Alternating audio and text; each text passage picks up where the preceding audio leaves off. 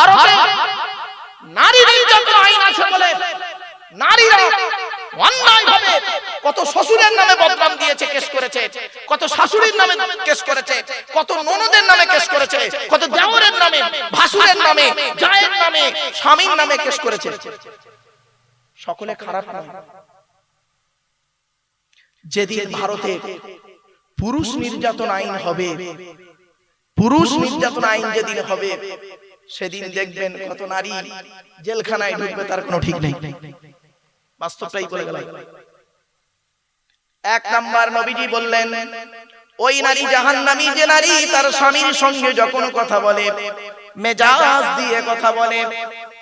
ওই জন্য মা বোনদের বলে যাচ্ছি, জীবনে কোনোদিন স্বামীর সঙ্গে যখন কথা বলবেন মেজাজ দিয়ে কথা বলবেন না। স্বামী রেগে গেলে করবেন কি? চুপ করে থাকবেন। আপনি স্বামী রেগে গেলে চুপ করে থাকবেন। যখন স্বামীর রাগটা ঠান্ডা হয়ে যাবে আপনি তখন ওকে বোঝাবেন যে এই রাগটা আপনার করা ঠিক হয়েছে কিনা বলুন। ওরে নারী, পুরুষ জাতি তোদের ইচ্ছে, তোরা পুরুষ জাতিকে চিনতেই পারলি না। পুরুষ এমন একটা জাতি, পুরুষ জাতিকে যখন তার ভুলটাকে ঠান্ডা ব্রেনে যখন ধরিয়ে দেওয়া হয়, ওই পুরুষ তখন নিজেই অন্যায় স্বীকার করে। ঠিক না বেটা? বাস্তব কথা বললাম, বাস্তবটাই বলে গেলাম। পুরুষকে যখন তার ভুলটাকে সংশোধন করে দিয়ে পরে যখন ঠান্ডা মেজাজে বলা হয় না, তখন পুরুষ স্বীকার করে, কিছু মনে করো না, আমার ভুল হয়ে গেছে, ক্ষমা করে দাও। আর যদি কথার উপরে কথা বলে মেজাজ গরম হয়ে যায়, তখন স্বামী স্ত্রী ডিভোর্স হয়ে যায়, স্বামী স্ত্রী ডিভোর্স হয়ে যায়। খবরদার নয়। এক নাম্বার হলো ওই নারী জাহান্নামী যে নারী স্বামীর সঙ্গে যখন কথা বলে মেজাজ দিয়ে কথা বলে।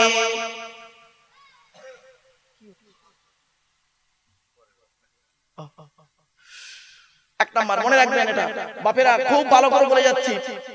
দুই নাম্বার, আমার মা বোনরা শুনে নিন, রাগ করবেন না। মা, কবরে আমার যেতে হবে, আপনাদেরও কবরে শুতে হবে, কবরে কাউকে ছাড়বে না। দুই নাম্বার বলা হয় ওই নারী জাহান্নামী, ওই নারীকে কিয়ামতের মাঠে জাহান্নামে দেয়া হবে যে নারী তার স্বামীর দুর্নাম বদনাম অন্যের কাছে করে বেড়ায়। অনেক মা বোন আছে এখানে বসে আছে, অনেক মা বোন স্বামীর সঙ্গে সামান্য ঝগড়া হয়েছে, সঙ্গে সঙ্গে বোনকে ফোন করে জানিয়ে দিল, বোনাই দুলাভাইকে ফোন করে জানাচ্ছে, মাকে ফোন করে জানিয়ে দিল। আবার শুধু তাই নয়, কত মেয়ে ছেলে আছে দেখবেন প্রেমিক আছে, বাল্যকালের প্রেমিক ছিল, সেই প্রেমিককেও ফোন করে হোয়াটসঅ্যাপে ফেসবুকে জানাচ্ছে। আল্লাহর গজব পড়বে বাবা। এই ফেসবুক মোবাইল উঠে যে কত মেয়ের ছেলে জীবন নষ্ট করেছে তার কোনো ঠিক নেই। উপকারের থেকে ক্ষতি বেশির দিকে চলে গেছে। এখন মোবাইলে উপকার নেই, আছে, অনেক স্মার্ট হয়েছে, কিন্তু তার থেকে ক্ষতির দিকটা এখন বর্তমানে বিশেষ করে ছেলে মেয়েদের হাতে মোবাইল এসে গিয়ে, স্টুডেন্টদের হাতে মোবাইল এসে গিয়ে তারা যে কি পাপ কাজে লিপ্ত হচ্ছে একমাত্র আল্লাহ ছাড়া কেউ জানে না। বাস্তবটাই বলে যাচ্ছি। তাহলে এক নাম্বার হলো, দু নাম্বার হলো, তিন নাম্বার ওই নারী জাহান্নামী যে নারী তার স্বামীর অবর্তমানে সতীত্বকে পরকীয়ায় লিপ্ত করে। ভাষাটা বুঝতে পেরেছেন? বুঝতে পেরেছেন ভাষাটা? স্বামীর অবর্তমানে নিজের সতীত্বটাকে পরকীয়ায় অন্য ছেলের সঙ্গে ব্যভিচারে লিপ্ত হয়। অনেক মেয়ে ছেলে আছে। এই জন্য আল্লাহ রাসূল বলেছেন, এই স্বামীরা, তোমরা তোমাদের স্ত্রীদের থেকে বেশি দিন দূরে থাকবে না। তোমরা তোমাদের স্ত্রীদের থেকে বেশি দিন দূরে থাকবে না। বেশি দিন, বাস্তবটাই বলে গেলাম। ইসলাম তোমাকে বলেনি তুমি বিয়ে করে বউটাকে এই রাধানগরে রেখে দিয়ে, এই কি গ্রামটার নাম বলে, রানীগাছিতে রেখে দিয়ে তুমি দুবাই চলে যাও। দুবাই 3 বছর পরে আসবে। ইসলাম তোমাকে বলেনি ও কথা। মনে রাখবেন, কথাটা শুনতে হয়তো কেমন লাগছে, কিন্তু বাস্তবটাই বলছি, এটা প্রচুর পরিমাণ হচ্ছে। আর মনে রাখবেন, আমি শুধু এই কজনকে নিয়ে জলসা করিনি, এখানে এক একটা মোবাইলে কয়েকশো লোক অনলাইনে আছে, এক একটা মোবাইল। বুঝলেন বাবা? আমি শুধু ওয়াজটা এই এলাকার জন্য করিনি, সারা পৃথিবীর লোক দেখতে পাচ্ছে, শুনতে পাচ্ছে।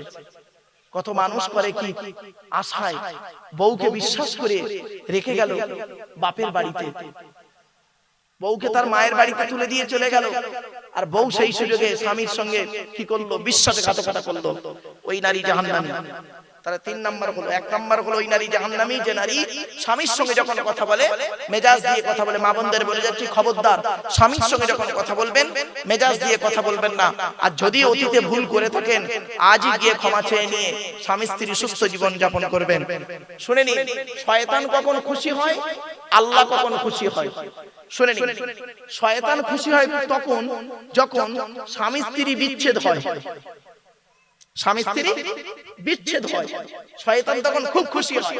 স্বামী স্ত্রী যখন গালিগালাজ করে একে অপরকে, শয়তান খুব আনন্দ পায়।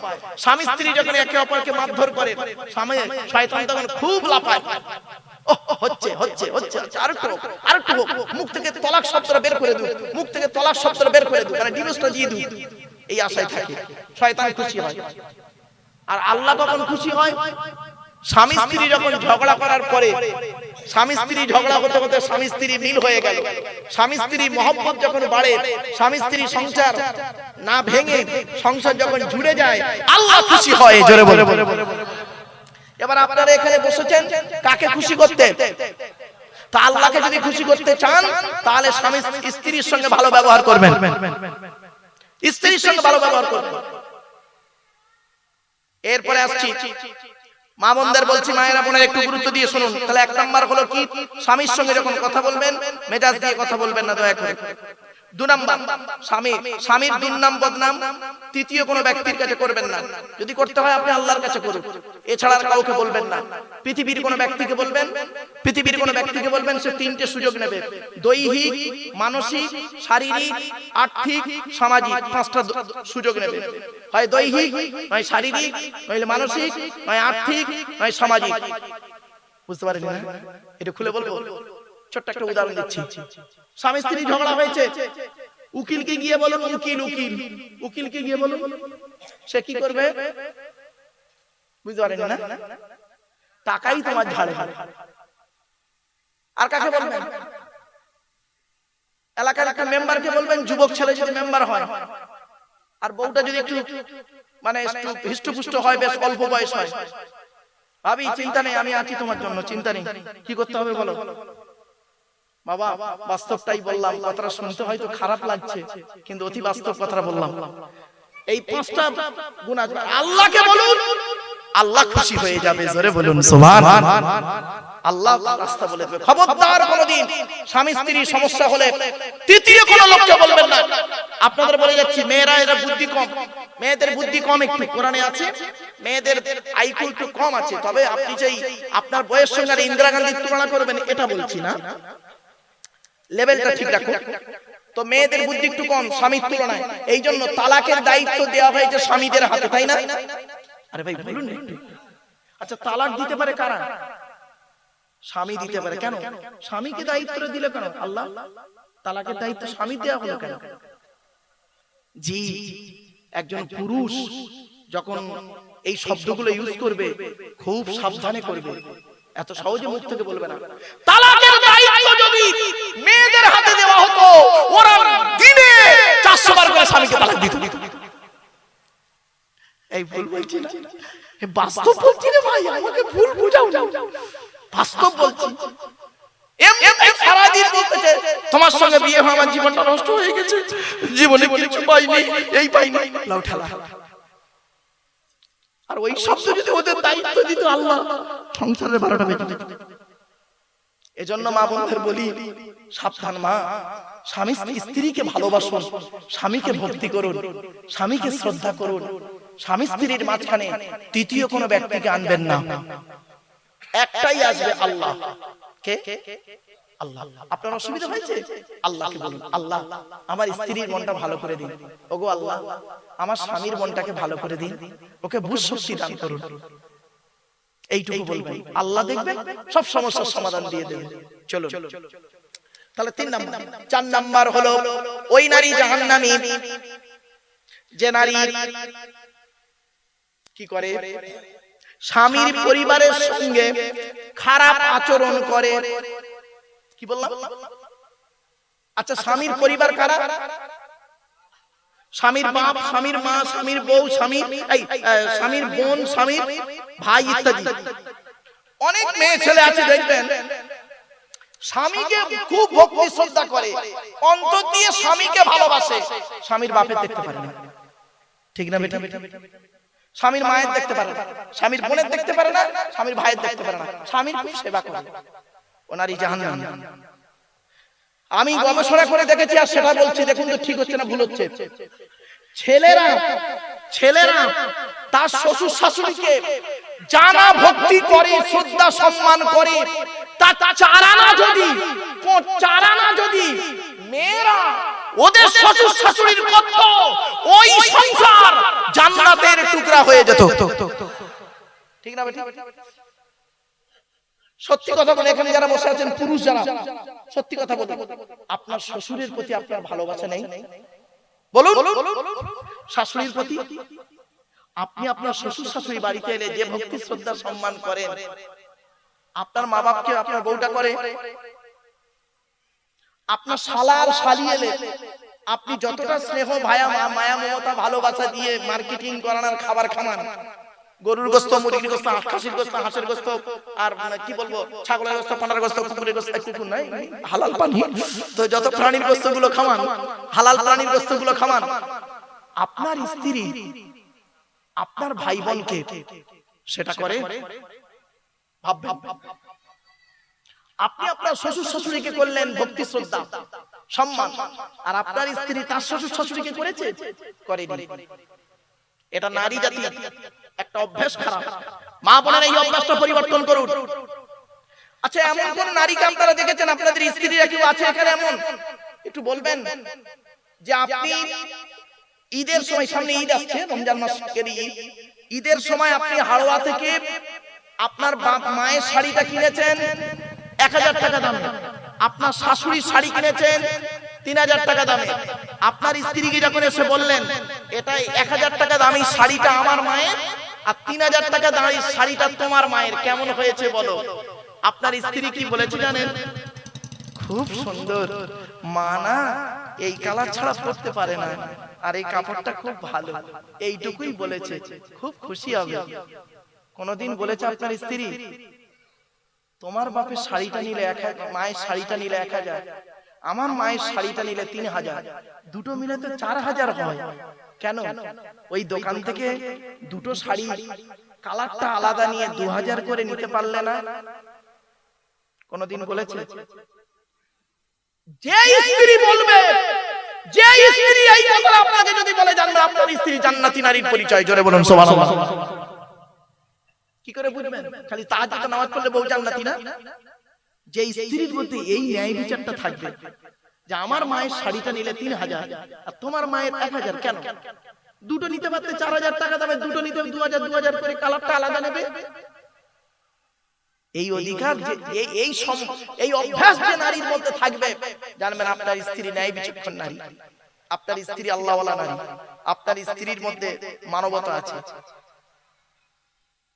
বাবা গায়ে লেখা থাকে না, সাদা চামড়া থাকলে আর মিষ্টি মিষ্টি কথা বলে, আই লাভ ইউ সোনা, আই লাভ ইউ জান বললে, এর ভালো মানুষের পরিচয় নয়। প্র্যাকটিক্যাল ব্যবহারটাই বুঝিয়ে দেয় ভালো নারীর পরিচয়। চলো তাহলে 4 নাম্বার হলো যে নারী তার স্বামীর পরিবারের সঙ্গে খারাপ আচরণ করে। মা বোনদের বলে যাচ্ছি, মায়েরা বোনেরা, জীবনে কোনোদিন স্বামীর পরিবারের সঙ্গে খারাপ আচরণ করবেন না। স্বামীর মন পেতে গেলে কি করবেন? স্বামীর মন পেতে গেলে স্বামীর পরিবারের সঙ্গে ভালো আচরণ করবেন, স্বামীর মন অটোমেটিক খুশি হয়ে যাবে। জোরে বলুন সুবহানাল্লাহ। বাস্তব বলছি বাবা, বাস্তব বলছি আপনাদের। আপনি বাড়িতে নেই, দূরে কাজে গেছেন, আপনার স্ত্রী আপনার বাম্মাকে এত সুন্দর সেবা করেছে, খাওয়া দাওয়া সব দিকে, আপনার স্ত্রী, আপনি বাড়ি আসতে আপনার ছেলে, আপনার বাপ বলছে, মা বলছে, বাবা রে বৌমা আমার সত্যি কপাল গুনে এমন একটা বৌমা পেয়েছি, আপনার বুকটা পাঁচাত হয়ে যাবে, স্ত্রীর ভালোবাসা আপনার প্রতি অন্তর থেকে এসে যাবে। আর যদি বাম্মা শুনে এসে যদি বলে আপনি বাড়ি থেকে এসেছেন, বাড়িতে এসেছেন, আপনার বাম্মা বলছে বাবা কেমন জাতের মেয়ে নিছিস, আমারও দেখতে পারে না, তোর মারও দেখতে পারে না, খালি বাপের বাড়ি টান। শুনে নিন, যে মেয়ে, যে বউ, যে নারী মা ভক্তি হবে, বাপ ভক্তি হবে, ওই নারী সংসার কোনোদিন সুখের হবে না, জাহান্নামে তৈরি হবে। আমি কি বোঝাতে পারছি আপনাদের? অনেক মেয়ে ছেলে আছে দেখবেন শাশুড়ির ভালোবাসে না, ওর মার খুব ভালোবাসে, ওর মা এলে খুব আলাউ পোলাও খাওয়াচ্ছে, আর শ্বশুরের বেলা ওই নারী জাহান্নামে, আর ও নারী সংসার হবে না। যে নারী মা ভক্তি নারী, মেয়েদের জান্নাত কোথায় শুনে নিন, পুরুষের জান্নাত হলো বাপ আর মায়ের পায়ের তলায়। সুবহানাল্লাহ বলেন। আল্লাহর নবী বলেছেন ইন্নাল জান্নাতা তাহতা আকদামিল উম্মাহাত, এই ছেলে মেয়েরা তোমাদের জান্নাত হলো তোমাদের বাপ আর মায়ের তলায়। আর স্ত্রীর জান্নাত কোথায় জানেন? স্বামীর আচরণে, স্ত্রীর আচরণে, স্বামীর কাছে। স্বামীকে যদি খুশি করতে পারে, আল্লাহর নবী বলেছেন কোন মেয়ে ছেলে যদি মারা যায় আর ওই তার স্বামী যদি বলে আল্লাহ আমার স্ত্রী আমাকে খুশি করে কবরে গেছে, আল্লাহ আমার স্ত্রী আমাকে খুশি করে কবরে গেছে, আমি আমার স্ত্রীর প্রত্যেকটা ব্যবহারে খুশি হয়ে গেছি, আল্লাহ তাকে তুমি জীবনের গুনাহগুলো মাফ করে দাও, গোরাজাব মাফ করে দাও। আল্লাহ রাসূল বলেন ওই নারীর আল্লাহ পাক গোরাজাবকে মাফ করে দেয়। কি বুঝলেন? চলো 4 নাম্বার হলো। 5 নাম্বার, ওই নারী জাহান্নামী যে নারী তার স্বামীকে বলে তোমার সঙ্গে বিয়ে হয়ে আমার জীবনটা নষ্ট হয়ে গেছে। অনেক মেয়ে ছেলে আছে দেখবেন তার স্বামীকে বলে আমার মতো মেয়ে বলে তোমার সংসার করছে, অন্য কেউ হলে বুঝতে পারতে। কেন কি হতো? কি হতো বলে দেখবেন আমার মতো মেয়ে বলে তোমার উদ্ধার হয়ে গেল, অন্য কেউ হলে বুঝতে পারতে। আবার অনেকে বলে কি জানেন, কি আর বলবো আমার কপাল খারাপ, তোমার সঙ্গে বিয়ে হওয়ার আগে কত মাস্টার, ডাক্তার, ইঞ্জিনিয়ার, প্রফেসর আমার বিয়ে করতে চেয়েছিল, আমার বাপ ভালো মানুষ বলে দেয়নি, তোমার সঙ্গে বিয়ে দিয়েছি। ভাই দেবে কি করবে? তুই তো 9 ক্লাস কম মাধ্যমিক পাস, তা তোর বেদবে? বুঝতে পারছিস? হ্যাঁ 9 ক্লাস কম মাধ্যমিক মানে 1 পাস। একটা ডাক্তার তোর বিয়ে করবে, একটা ডাক্তার বিয়ে করবে গ্র্যাজুয়েট মেয়েকে, আমি ভালো বলে তোর বিয়ে করেছি। কথাটা শুনতে খারাপ লাগছে, আজ প্র্যাকটিক্যাল কথাগুলো বললাম রাসূলুল্লাহর হাদিসগুলো নিয়ে।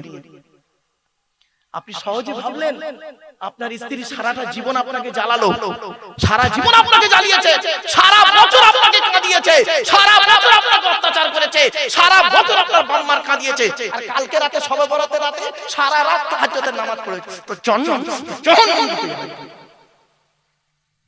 বাস্তবটাই বললাম, কথাগুলো শুনতে খারাপ লাগছে, অতি বাস্তব কথা বললাম। মা বোনরা, মায়েরা, বোনেরা খুব সাবধান। একজন নারী, শুনে নিন বাবা, একজন নারী জাহান্নামায় যাবে, 4 জন পুরুষকে প্রথম জাহান্নামায় ঢোকাবে, তারপরে ও ঢুকবে নিচে। কে কে? 1 নাম্বার তার বাপ, 1 নাম্বার তার বাপ। ওই মেয়েটি বলবে আল্লাহ আমাকে জাহান্নামায় এখন দেবেন না। কেন? আমি পৃথিবীর মুখ দেখেছিলাম কার ওসিলায়। তো মেয়েটি বলবে তোমার বাপের ওসিলায়। আমার বাপ কোথায়? তোমার বাপ ওই দেখো হাজী সাহেব লোক জান্নাতে ঢুকছে, ওযু করছে। আল্লাহ বলে আমি আমার বাপকে দেখব। মেয়েটি বলবে, তা ওই মেয়ের বাপকে ডাকা হবে, এদিকে এসো, এই মেয়েটাকে চিনতে পারছো? তো মেয়েটা, লোকটা তখন বলবে কে কে? তখন মেয়েটা বলে আমি তোমার মেয়ে গো আব্বা, চিনতে পারছো না? তখন ওই লোক কি বলবে জানেন? আমি তো পৃথিবীতে বিয়ে শাদী করিনি, হ্যাঁ আমি পৃথিবীতে বিয়ে করিনি, আমার তো মেয়ে টেয়ে কেউ নেই, তুই কোথেকে হলি? কে? তুই চিনিনি তো? কোরআন বলছে, কোরআন বলছে ইয়াউমা ইয়াফিরুল মারউ মিন আখিহি وأمه وأبيه وصاحبته وبنيه لكل امرئ منهم يومئذ شأن يغنيه আল্লাহ বলছে সেই দিনের ভয় তোরা কর যেদিন তোর বাপ তোর থেকে চলে যাবে, মা তোর থেকে সরে পালাবে, ভাই তোর বোন থেকে চলে যাবে, স্বামী তার স্ত্রী থেকে চলে যাবে, ছেলে মেয়ে তার পিতা থেকে সরে যাবে, বন্ধু বন্ধু থেকে সরে যাবে, প্রত্যেকেই বলবে আল্লাহ আমার কি হবে, আমার কি হবে। এই জন্য সেই দিন বলবে আল্লাহ আমি তো পৃথিবীতে বিয়ে করিনি। আল্লাহ বলবেন তাহলে মেয়েটা জন্ম হলো কি করে? তা তো বলতে পারবো না আল্লাহ। তাই তুই তাহলে বিয়ে করিসনি না, বিয়ে করিসনি। আল্লাহ বলছে আমলনামা খোল। বাবা বাড়িতে আপনারা সিসি ক্যামেরা লাগাতে দেখেছেন? বলেন না বাবা, একটু বলেন। সিসি ক্যামেরা, আচ্ছা সিসি ক্যামেরা লাগাই কেন? বাড়িকে সেফটি আনার জন্য, তাই তো? বিভিন্ন কোনো ক্ষতি টতি না হয়। আল্লাহ বলছে হাড়োয়ার মানুষেরা, উত্তর 24 পরগনার মানুষেরা, তোরা কারখানায় সিসি ক্যামেরা লাগিয়েছিস, বাড়িতে সিসি ক্যামেরা লাগিয়েছিস কি কোন বিপদ থেকে উদ্ধার হওয়ার জন্য, তাই তো? বোকা কোথাকারে, তুই কি জানিস ওই হার্ড ডিস্কটা যদি প্রথম ফেলে দেওয়া হয় তো সিসি ক্যামেরার কোনো দাম নেই, ঠিক না বেটি? আল্লাহ বলে শোন, আমি আল্লাহ তোর দেহের মধ্যে দুটো সিসি ক্যামেরা লাগিয়ে রেখেছি। তোর যেদিন পৃথিবীতে জন্ম দিয়েছি, যেদিন তুই মায়ের পেট থেকে এলি, আর পৃথিবীর বুক যেদিন ছেড়ে দিলি, জন্ম থেকে মৃত্যু পর্যন্ত তোর দেহের মধ্যে দুইটা সিসি ক্যামেরা লাগানো আছে। তুই ঘুমালেও সে সিসি ক্যামেরা সব সময় চলে। সিসি ক্যামেরার নাম হলো কিরামান কাতিবিন। দুই কাঁধে দুই ফেরেশতা রয়েছে। ডান কাঁধের ফেরেশতা তোর নেকিগুলো লিখছে, আর বাম কাঁধের ফেরেশতা তোর গুনাহগুলো লিখছে। সেই দিন ওই ব্যক্তি যখন বলবে আল্লাহ আমার পৃথিবীতে কোনো মেয়ে ছেলে ছিল না, আমি পৃথিবীতে বিবাহ করিনি, আল্লাহ বলবে এই ডান কাঁধের ফেরেশতা তুই তোর খাতাটা খুলে দেখাম। ডান কাঁধের ফেরেশতা যখন খাতা খুলে দেখাবে, বাম কাঁধের ফেরেশতা যখন খাতা খুলে দেখাবে, ওই ব্যক্তি তখন কি বলবে জানেন? আল্লাহ ডান কাঁধ বাম কাঁধের ফেরেশতারা এটা ভুল লিখেছে, আমার বিরুদ্ধে লিখেছে। আল্লাহ বলবে এরাও তাহলে আজকের মিথ্যাবাদী, চল তোর এই দুই ফেরেশতার কথা আর আমি শুনবো না। আল্লাহ বলবেন এই ওর মুখটাকে বন্ধ করে দে। আলী কোরআনে আছে আলিয়াউমা নাখতিমু আলা আফওয়াহিহিম ওয়া তুকাল্লিমুনা আইদিহিম ওয়া তাশহাদু আরজুলুহুম বিমা কানু ইয়াকসিবুন। সূরা ইয়াসিনের মধ্যে আল্লাহ বলে দিলেন সেই দিন আমি আল্লাহ ওর মুখটাকে বন্ধ করে দেব। আমি আল্লাহ ওর মুখটাকে বন্ধ করে দেব।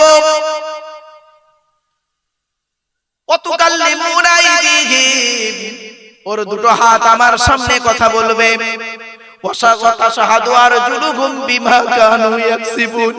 দুটো পাও সাক্ষী দেবে সেই দিন।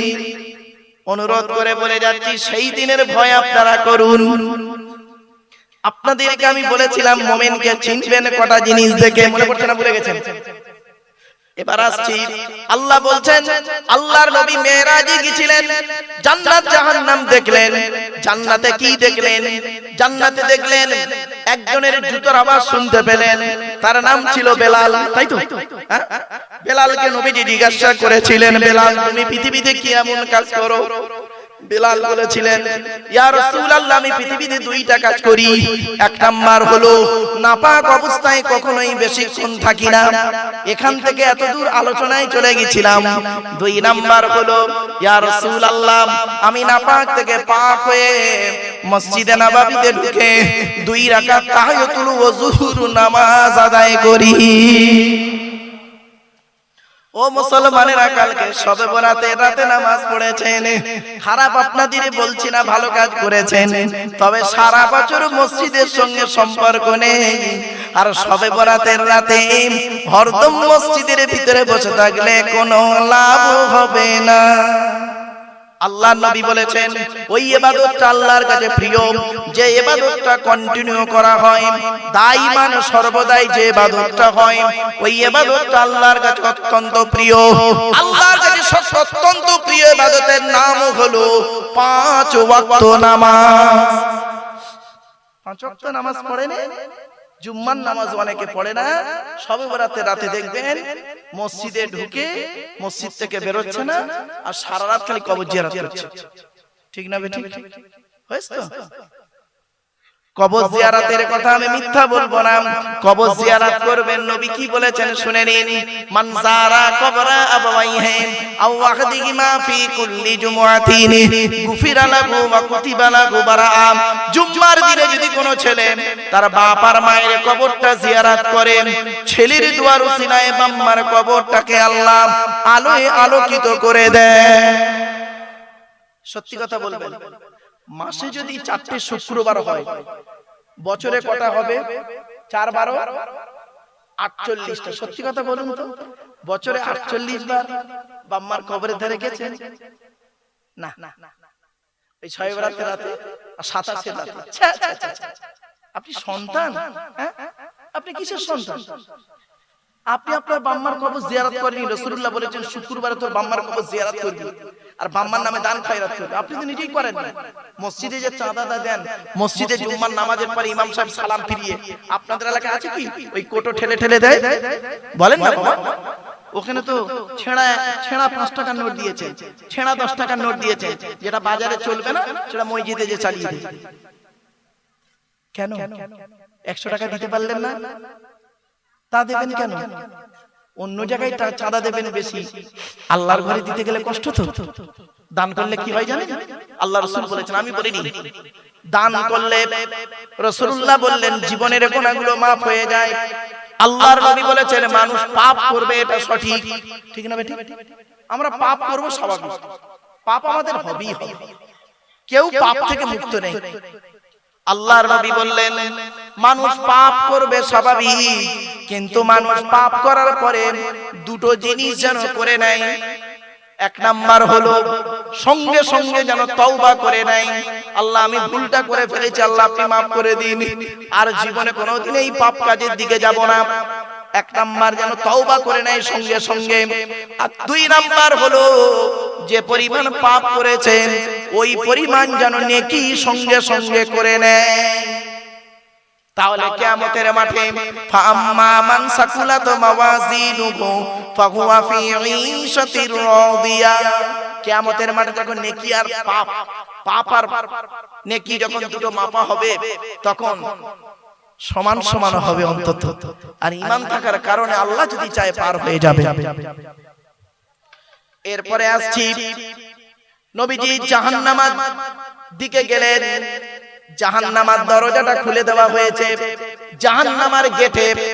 জাহান্নামের গেটে যুবক আর যুবতীদের লজ্জাস্থান থেকে পুঁজ আর রক্ত বের হচ্ছে। আর ওই যুবক যুবতীরা কষ্টের কারণে চিৎকার করছে।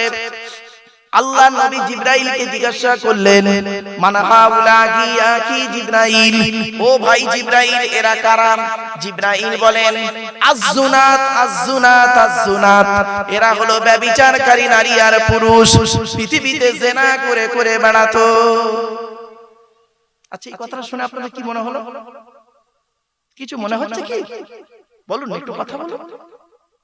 আল্লাহর নবী জাহান্নামের গেটে দেখতে পেলেন যুবক আর যুবতীদের লজ্জাস্থান থেকে পুঁজ আর রক্ত বের হচ্ছে, তারা খুব চিৎকার করছে কষ্টের কারণে। তা জিবরাইলকে নবী জিজ্ঞাসা করছেন, ভাই ওরা কারা? এই যুবক যুবতীদের লজ্জাস্থান থেকে পুঁজ আর রক্ত বের হচ্ছে আর এরা চিৎকার করছে, কারণটা কি? এরা কি কারা কারা এরা? তা বলছে এরা হলো ব্যভিচারকারী নারী আর পুরুষ, পৃথিবীতে ব্যভিচার করে করে বেড়াতো। এই কথাটা শুনে আপনাদের মনের মধ্যে কি হলো? কিছু অনুভূতি আসছে? শুনেন, এই কথাটা শোনার সাথে সাথে যদি আপনার মনের মধ্যে যদি কোনো ধাক্কা লাগে, যদি মুমিন হন, যদি সত্যিকারের মুসলমান হন, মুমিন হন, বুকে ধাক্কা লাগবে, আল্লাহ ইস, আমি তো পৃথিবীতে কত মেন নষ্ট করেছি, আমি যখন 25 বছরের যুবক ছিলাম, যে মেয়েটার সঙ্গে ব্যভিচার করেছিলাম সেও কাউকে বলেনি, আর আমি জেনা করেছি যার সাথে আমিও কাউকে বলিনি। আমার বিয়ে হয়েছে বসিরহাটে, সে মেয়েটার বিয়ে হয়েছে বনগাঁয়, সে তার স্বামীকে বলেনি আমি বিয়ের আগে অমুক ছেলের সঙ্গে ব্যভিচার করেছিলাম। আমি আমার স্ত্রীকেও বলিনি আমি বিয়ের আগে একটা মেয়ের সঙ্গে জেনা করেছিলাম।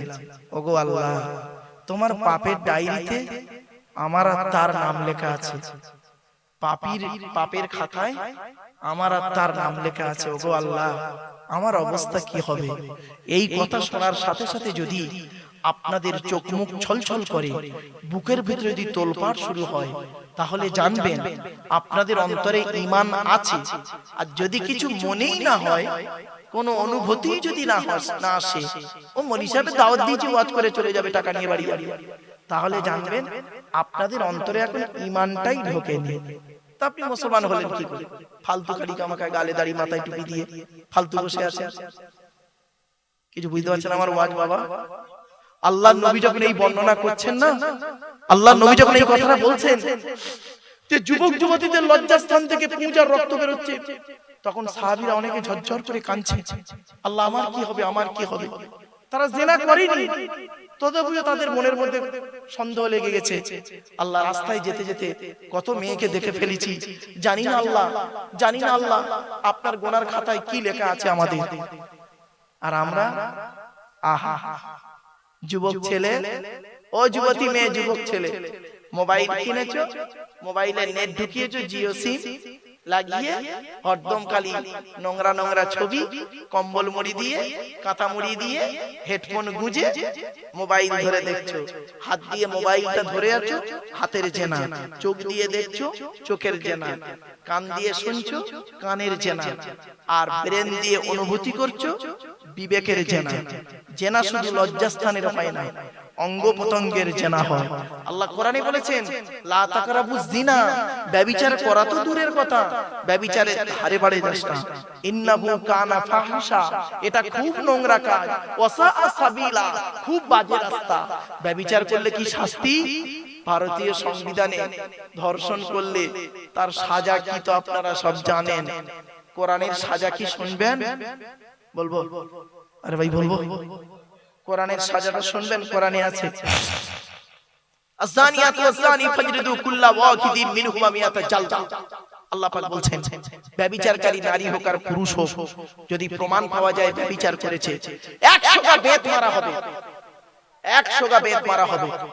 আর যদি বিবাহিত পুরুষ বিবাহিত নারী জেনা করে, তার শাস্তি কি জানেন? কোমর থেকে পুঁতে দিয়ে, কোমর পর্যন্ত মাটিতে পুঁতে দিয়ে দুধ থেকে পাথর মারতে মারতে মেরে ফেলতে হবে, পাথর মারতে মারতে মেরে ফেলতে হবে। আচ্ছা, নবীর যুগে এরকম ঘটনা ঘটেছে? হ্যাঁ, বহু ঘটেছে। একটা ছোট্ট ঘটনা বলি, শুনলে চমকে যাবেন।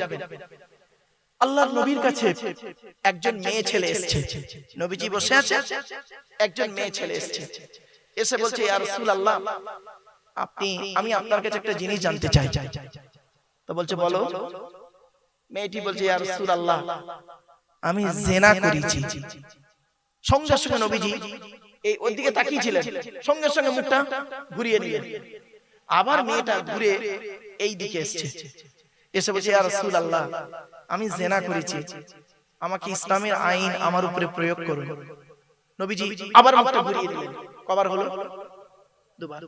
আবার মেয়েটা এদিকে এসেছে, ইয়া রাসূলুল্লাহ, আমি জিনা করে ফেলেছি, আপনি আমাকে ইসলামের হুকুম আমার উপরে জারি করুন। দুনিয়ার আগুনে তো জ্বলবই, দুনিয়ার অপমান তো সহ্য করতেই হবে, আবার কিয়ামতের মাঠে জাহান্নাম পেতে হবে। অতএব দুনিয়াতে যদি শাস্তি ভোগ করে যাই, আমার মনে হয় পরকালে জান্নাতটা পাবো, আল্লাহ জাহান্নামের শাস্তি থেকে বেঁচে যাব। সঙ্গে সঙ্গে নবীজি মুখটা আবার এদিকে ঘুরিয়ে নিলেন। কবার হলো? বলুন, এটা কথা বলুন। 3 বার। চতুর্থবার যখন মেয়েটি বলেছে, তখন নবীজি বলছেন তুমি জিনা করেছো, তার মাধ্যমে পেটে বাচ্চা এসেছে? তখন মেয়েটি বলল জি হ্যাঁ, জি হ্যাঁ, পেটে বাচ্চা এসেছে। নবীজি বললেন শোনো, তোমার পেটে বাচ্চা, এখন ইসলামের আইন তোমার উপরে প্রয়োগ করা যাবে না, চলে যাও। বাচ্চা হলে তারপরে আসবে। মেয়েটি বাড়ি চলে গেল। অনেক বুখারীর হাদিস গো বাবা, আমি গল্প করছি, গল্প আকারে আপনাদের বলছি। মেয়েটি বাড়ি গেল। মা বোনেরা শুনে নিন, আল্লাহ ঈমান কাকে বলে দেখুন। চলে গেল। চলে যাবার পর বাচ্চা হয়েছে, বাচ্চাটাকে কোলে করে নিয়ে মেয়েটি এসেছে। ইয়া রাসূলুল্লাহ, আমি সেই মেয়ে ছেলে, এই সেই বাচ্চা। নবীজি বললেন, বাচ্চা এখন দুধ খায়? বলছে জি হ্যাঁ। বলছে এখনো তোমার উপরে ইসলামের আইন জারি করা যাবে না। কিছু বুঝতে পারছেন আমার ওয়াজ? বাড়ি থেকে ভাববেন। তারপরে বলল, কিছুদিন পর আবার বাচ্চাটা এসছে, মেয়েটা নিয়ে বাচ্চাটাকে এসছে। বাচ্চাটাকে নিয়ে এসছে মেয়েটা, একটা রুটি বাচ্চাটা ছিঁড়ে ছিঁড়ে খাচ্ছে, ছিঁড়ে ছিঁড়ে খাচ্ছে। মেয়েটি বলছে, ইয়া রাসূলুল্লাহ, আমি সেই মেয়ে ছেলে, এই দেখুন বাচ্চা নিজে রুটি খেতে পারছে ছিঁড়ে ছিঁড়ে, আপনি আমাকে ইসলামের হুকুম আমার উপরে জারি করুন। তখন নবীজি একটা কথা বলেছিলেন, আচ্ছা তুমি ইসলামের আইনটাকে এতটা ভাবে মেনে নিচ্ছ কেন? বলছে, ইয়া রাসূলুল্লাহ, দুনিয়াতে থাকতে আমি অপমানিত হব, কিয়ামতের মাঠে জাহান্নামে যাব। ও যে দুনিয়াতে অপমান কিরকম? বলে, ইয়া রাসূলুল্লাহ, এই বাচ্চা যখন বড় হবে, এ যখন আমাকে প্রশ্ন করবে আমার বাপ কে, আমি কোনো জবাব দিতে পারবো না। একটা মায়ের কাছে সবথেকে বড় কষ্টের বিষয় হলো সন্তানকে বাপের পরিচয়টা সঠিক না বলা। ঠিক না বেটি? আমি তো মুখ দেখাতে পারবো না, আমি বাচ্চার কাছে প্রমাণিত হয়ে যাবে আমি একজন ব্যভিচারী নারী। এর থেকে বড় অপমান পৃথিবীতে নেই। আর সমাজের মানুষ তো আমাকে যা বলবে বলবে, আর কিয়ামতের মাঠে গেলে আমার জাহান্নাম নির্ধারিত। অতএব আমি দুনিয়া থেকে তাড়াতাড়ি চলে যেতে চাই, ইসলামের আইনটাকে, আল্লাহর বিধানটাকে মেনে নিয়ে চলে যাচ্ছি। আল্লাহ যদি এই ওসিলায় আমাকে কিয়ামতের মাঠে জাহান্নাম থেকে নাজাত দেয়। নবীজি বললেন, এই বাচ্চাটার দায়িত্ব নেবার মতো কেউ আছে তোমরা? তো একজন ব্যক্তি বলল, ইয়া রাসূলুল্লাহ, আমি ওই বাচ্চাটার দায়িত্ব নেব। বাচ্চার দায়িত্ব নিয়ে নিল। বলল, তোমরা এই মেয়েটাকে নিয়ে যাও, কোরআনের আইন, আমার বাবার কথা না, নবীর কথা নয়, আমার রাসূল যেটা বলতেন আল্লাহর ওহী ছাড়া বলতেন না। ফাঁকা জায়গা মাঠে নিয়ে যাও, কোমর পর্যন্ত পুঁতে দিয়ে পাথর মারতে মারতে মেরে দাও। মেয়েটিকে কোমর পর্যন্ত পুঁতে দেওয়া হলো। এবারে পাথর ছুটছে, পাথর ছুটছে, পাথর কারোর মাথায় লাগছে, মেয়েটার মাথায় লাগছে, গায়ে লাগছে, লাগতে লাগতে লাগতে লাগতে একটা পাথর একজন সাহাবী খুব জোর মেরেছে, আর সেই মাথা থেকে পাথরটা লেগে রক্ত ছিটে এসে ওই সাহাবী পাঞ্জাবিতে লেগেছিল। তো এই সাহাবী একটু বলেছিলেন, এই জেনাকারীর রক্ত। এই কথাটা রাসূলুল্লাহর দরবারে পৌঁছে যায়। রাসূলুল্লাহর কাছে যখন পৌঁছে গেল, রাসূলুল্লাহ বলছে, ও আমার সাহাবীরা, ওই মেয়েটাকে আর খারাপ বলো না, ওই মেয়েটাকে আর খারাপ বলো না। ও আল্লাহর আইনকে এতটাই মেনেছে, আল্লাহর প্রতি এতটাই বিশ্বাস রয়েছে, নবীর প্রতি এতটাই বিশ্বাস রেখেছে, কোরআনের প্রতি এতটাই বিশ্বাস রেখেছে। মনে রাখো, ঈমান নারী দুনিয়াতে এত বড় একটা আইন নিজের ঘাড়ে নিয়েছে, কিয়ামতের মাঠে আল্লাহ পাক ওকে নাজাত দিয়ে দেবে। কি বুঝলেন? বাড়ি থেকে ভাববেন।